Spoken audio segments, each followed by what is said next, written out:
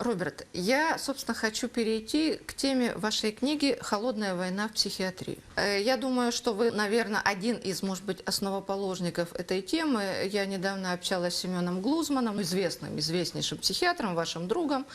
И он мне сказал, что все-таки, наверное, условия психиатрической больницы гораздо тяжелее, чем условия лагеря. И вот вы, мне кажется, вот сейчас нам тоже как-то об этом сказали. Я хочу вот узнать, как вообще вы к этой теме пришли, ну и, по сути, узнать, о чем эта книга.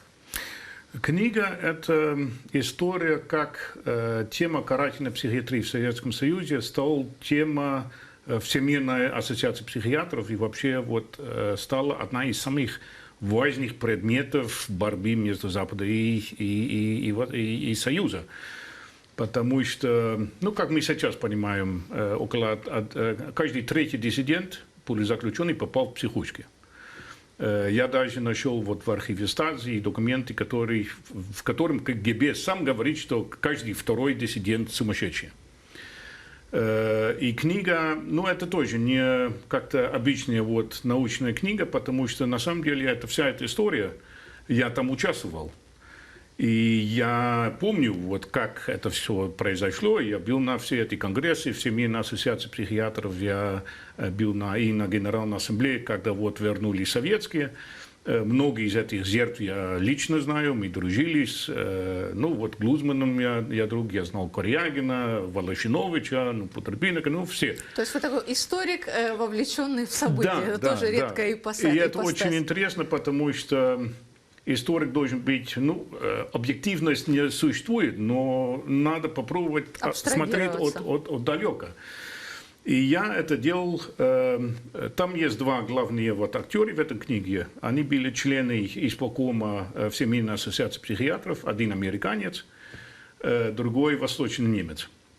Этот американец, он был 23 года медицинским директором Американской ассоциации психиатров. Для меня, ну, мы были друзья, для меня он был самый этичный психиатр. То, что я не знал и сейчас знаю, он был в 50-х годах член американской компартии. И в 1957 году он пошел на допрос в FBI, и он раскаялся. И рассказал про вот своих вот коллег вот из американской компартии. И когда он узнавал, он забыл это совсем.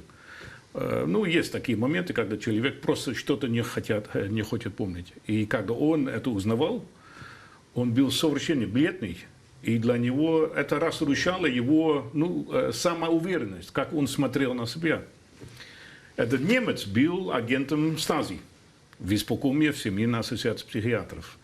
Он для меня в этой книге самый этичный человек.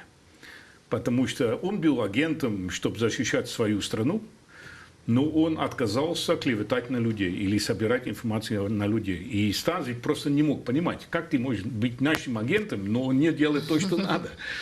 И они даже на него следили. И там были дискуссии в Центральном комитете СED Компартии вот, Восточной Германии, отпустить еще на Запад или нет, потому что он ненадежный.